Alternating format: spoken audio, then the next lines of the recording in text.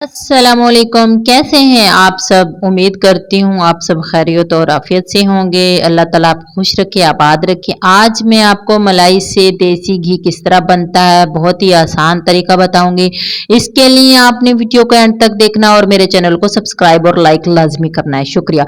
यहाँ पर जो है मैंने 10 से 12 दिन की जो मलाई थी मैंने वो पतीली में डाल दी है। और जो है ना, यहाँ पर मेरे पास बड़ा पतीला यही था तो मैंने इसके अंदर पहले दूध था तो मैंने दूध निकाल के मलाई बची हुई मैंने इसी के अंदर ऐड कर दी। और तो मैंने यहाँ पर जो है ना, एक कटोरी जो है ना दही की थी मेरे पास। आप चाहे जितना मर्जी डाल दें, 2 से 3 चम्मच डाल दें, जितना भी था। तो मुझे नहीं चाहिए था, मैंने ये सारा डाल दिया।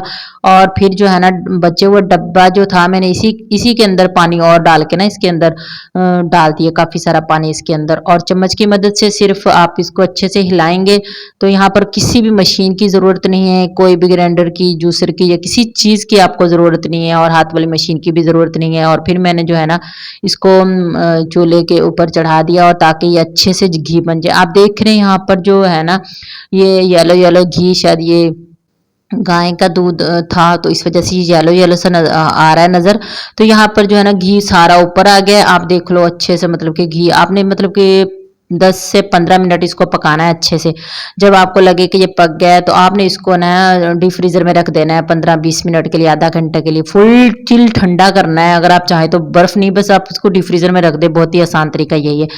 तो आप ऊपर देख रहे हैं बिल्कुल टिकिया की शक्ल में, बर्फ की शक्ल में ना ऊपर बन गई है, बिल्कुल एक तह जम गई है घी की। जो हम ना इसको निकालेंगे, यहाँ पर मैं छुरी की मदद से निकाल रही थी तो नहीं निकल रहा था, बहुत ज्यादा मतलब कि हार्ड हो गया था। घी ऊपर से बन गया था, एक लहर सी बन गई थी मोटी सी बर्फी की तरह। तो मैंने यहाँ पर जो है ना इसको हाथ की मदद से ही निकाला है। और ये यहाँ पर आप देखें, मतलब कि इतनी मोटी मोटी, मतलब कि बर्फी की शक्ल में बन गई लहर। तो ये पूरा मतलब कि घी निकलेगा ना। आप ये सोच रहे होगे कि यहाँ पर घी जो है ना वेस्ट होगा निकालते वक्त या किस तरह। तो मैं भी पहले बहुत सी मतलब कि मशीन में इस्तेमाल करती थी और हाथ से, और इस तरह सारा सारा दिन टाइम वेस्ट होता था। यहाँ पर आप टाइम वेस्ट नहीं करते, आप चलते फिरते घर में आप अपना दूसरा काम भी कर सकते हो। और आप जो है ना इस तरह जो है ना आसान से मलाई से देसी घी आप तैयार कर सकते हो, और अपना टाइम भी आप वेस्ट होने से बचा सकते हैं। तो मैंने यहाँ पर देखने में सभी निकाल लिया था टोटल। मैंने यहाँ पर ना कुछ भी नहीं बचा था, मैंने सारा निकाल लिया। फिर भी जो है ना, आप लोग यहाँ देख ले, फिर भी मैंने अपने दिल की तसल्ली के लिए ना इसके अंदर ना ठंडा पानी जो था ना वो डाला। आप देख ले यहाँ पर मैंने ठंडा पानी डाला, ताकि कुछ भी इसके अंदर अगर बचा हुआ है थोड़ा बहुत, यहाँ देख ले थोड़ा सा था, 1 से 2 चम्मच, तो मैंने ये निकाले इस चम्मच की मदद से।